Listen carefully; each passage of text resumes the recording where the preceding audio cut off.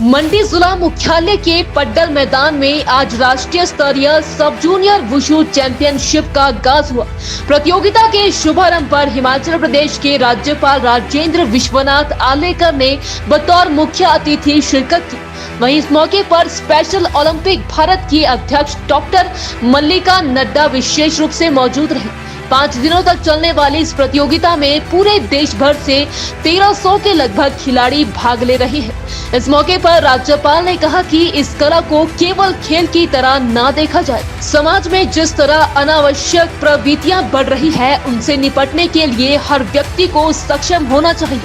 उन्होंने कहा कि वुशु खेल को समर ओलंपिक में शामिल किया जाए, इस और प्रयास होना चाहिए। इस खेल को केवल खेल के रूप में न देखा जाए, परंतु इसको हम अपनी आवश्यकता के रूप में देखना चाहिए। आज समाज में जिस प्रकार की अप्रवृत्तियां बढ़ रही हैं, अनावश्यक प्रवृत्तियां बढ़ रही हैं, उसको उत्तर देने के लिए अपना समाज सक्षम होना चाहिए। समाज सक्षम तब हो सकता है जब इसको उत्तर देने की सक्षमता उस बच्चों में आएगी, उस अपने पीढ़ी में आनी चाहिए।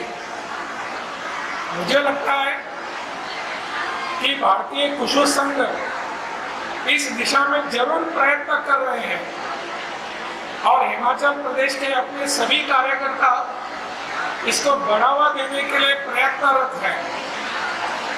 इसके लिए हम सबको इस प्रयास की दृष्टि से काम करने की आवश्यकता है।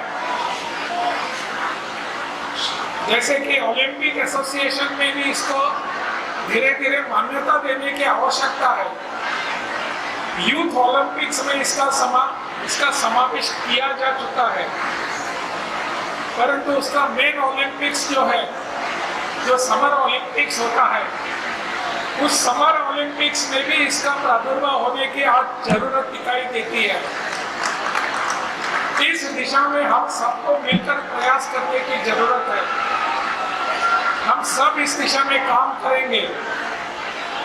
आपकी सक्षमता देखकर मुझे भी लगने लगा कि मैं भी उस वुशु कला और इस खेल को अपनाऊं, मैं भी उसमें सहभागी होता। इस खेल ने पूरे देश को 4 अर्जुन अवार्ड और 1 द्रोणाचार्य अवार्ड दिया है। इसके लिए मैं इसके आयोजकों को बहुत बहुत बधाई देती हूँ कि इन खेलों के माध्यम से हमारे देश में खिलाड़ियों को अर्जुन अवार्ड और कोच को द्रोणाचार्य अवार्ड से सम्मानित किया गया है।